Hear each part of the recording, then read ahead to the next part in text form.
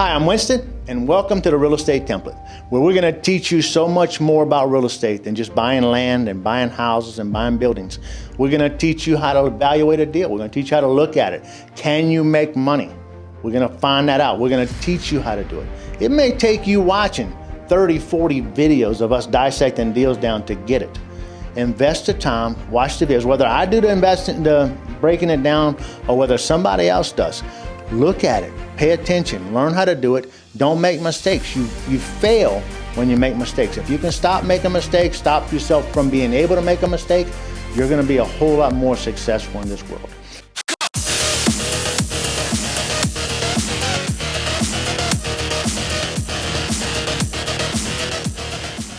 So we just dissected a deal down on the last video with Jackson Street. We're going to change this time and we're going to go to Sunset Boulevard. And when we go to Sunset Boulevard, we're going to look at a house. It's not a bad looking house. It's not in the best of areas, but it's not in a horrible area either. Probably 364 days out of the year, you're not going to get robbed. You might take that out. I don't know. You might leave it. It's not in the best neighborhood, but anyway. So this house right here is listed at $273,000. You can tell by the floor plan. We'll go through a few more videos. Somebody rehabbed it. So somebody bought that house. We need to find out what they bought that house for, but they bought it. It's a 1,300 square foot house, 3 bedrooms, 3 baths. So as we look at it, we see that it was built in 1965, probably got some decent bones to it. Somebody's put a central air conditioner in it because it did not have central air conditioning in that area at that time. The house sits on about a 1/3 acre lot, 0.37 acres, and they're pricing the house at $210 a square foot. So we're going to compare what this house price is compared to the one that we just did on Jackson Street and see what the difference is. See if it's unique, different. So again, as we look at this is just giving us a little bit better view. I didn't pull big shots of it, but we get a little view of the kitchen. Oops. We get a view of the kitchen. We get a view of living room, entranceway, bedroom. They did some tile work on the showers. Looks decent. I don't know what that step down room is there, but you can see they got new plank flooring and all of it, probably some VCT or some type of an engineered floor. We use those in a lot of rentals. They have a tendency to hold up pretty good, so it's not a big deal. Just some more view of the bathroom, water heater. So when we get here, we look at it and we can tell in September 14th, 2022, somebody bought this house for $229,000. So they bought it in September. Here we are in December. They put it on the market for $273,000. They actually put it in the market originally at $284,000. So they were trying to catch that big boom because things were still moving on price, but all that came to a halt beginning in October. So they missed the mark of being able to get in there at the time. They bought it at the very end at that price increase, and then they had to rehab it and try and get their money out. So they probably may struggle to get their money out of it. I don't know. But 2021, the assessment on it when they bought it originally was $129. That really doesn't matter. It's going to change to what they purchased it for when they purchased it. We'll go to the next video. If we look at the line, we drew a graph line right here on appreciation. I put that house probably somewhere around $200,000 on appreciation.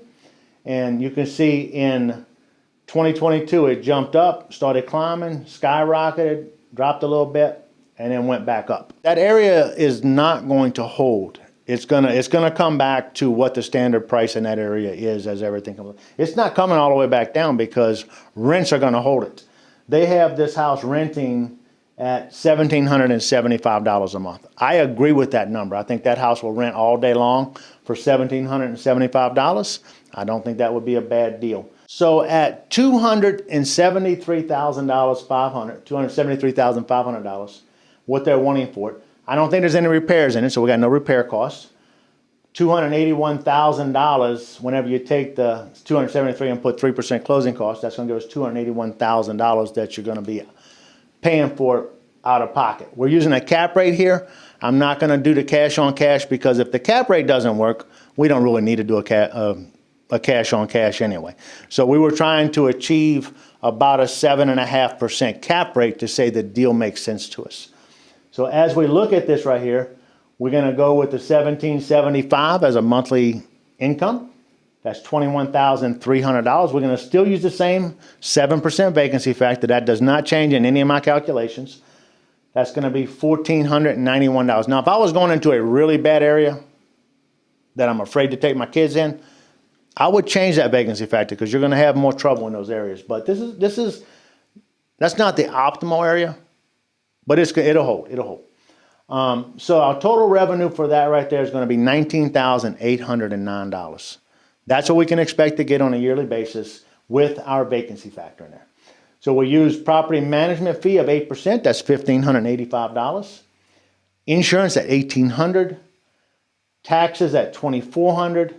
And then I put my standard $500 maintenance fee, $400 in legal and accounting. Total expenses $6,685. Again, notice those numbers for me don't change a lot.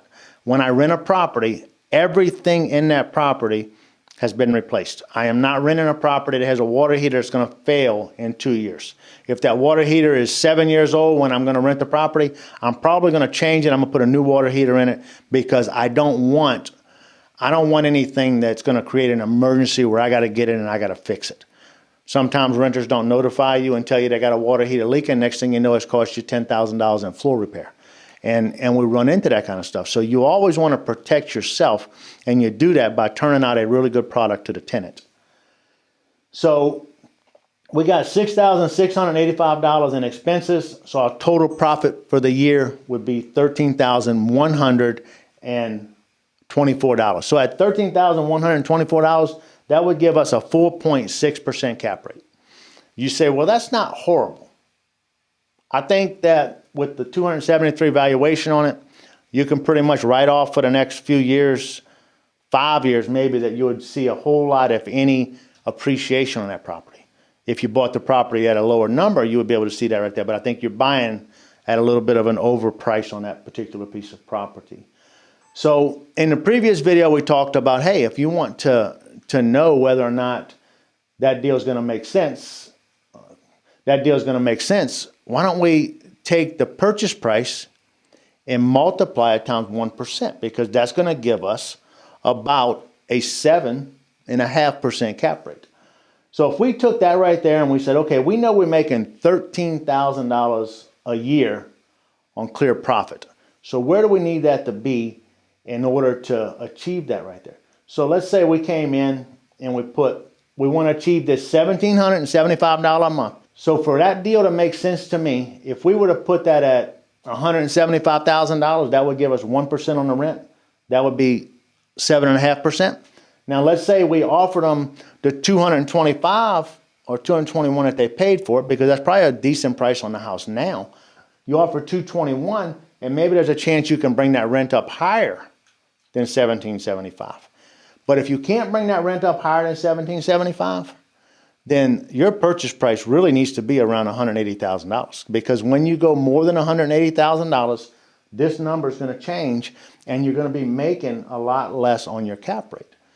If you're going to take your money and invest it with somebody, are you comfortable investing your money at 4.6%? I'm not. I'm not at all. You know, I'm in for, I want 30% return. Now, my 30% return is going to be my cash flow, and it's going to be my principal reduction. It's going to be my depreciation. It's going to be my appreciation. So everything will be included in that right there. But I wouldn't touch it if all those numbers together don't yield you 30%.